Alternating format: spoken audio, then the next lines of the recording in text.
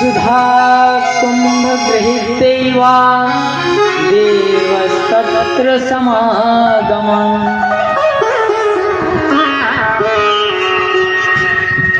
जब सुखदेव जी महाराज परीक्षित जी को कथा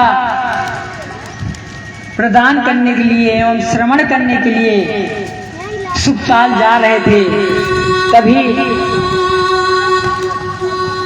इंद्र आदि देवता स्वर्ग लोक से आ गए।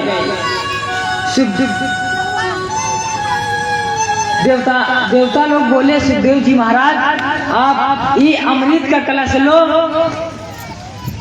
इसे आप परीक्षित जी महाराज जी को पिला देंगे तो ये अमर हो जाएंगे, और ये कथा अमृत रूपी कथा हमें प्रदान कर दो।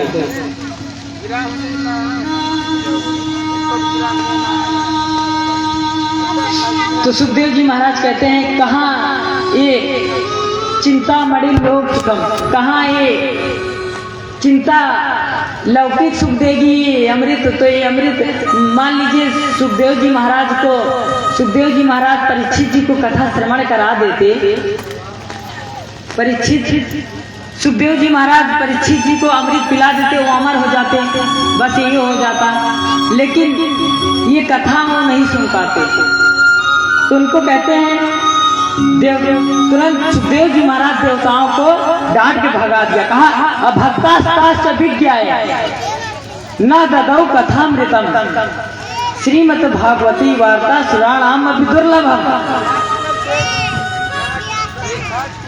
तुरंत देवताओं को धिक्कार कर उस सभा से सुखदेव जी महाराज निकाल दिए।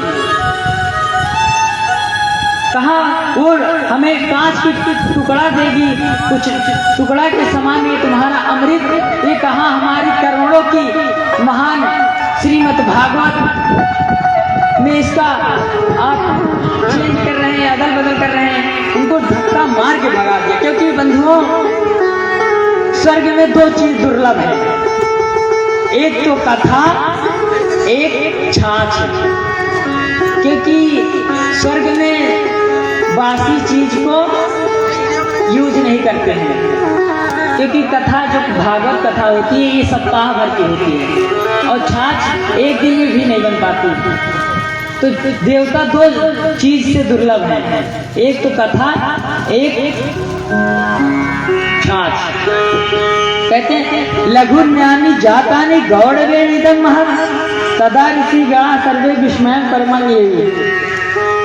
कहते हैं इस पर ऋषियों को बड़ा आश्चर्य हुआ कि ऐसा इस भागवत में है क्या कि देवता को सुखदेव जी महाराज डांट के धिक्कार से भगा दिए।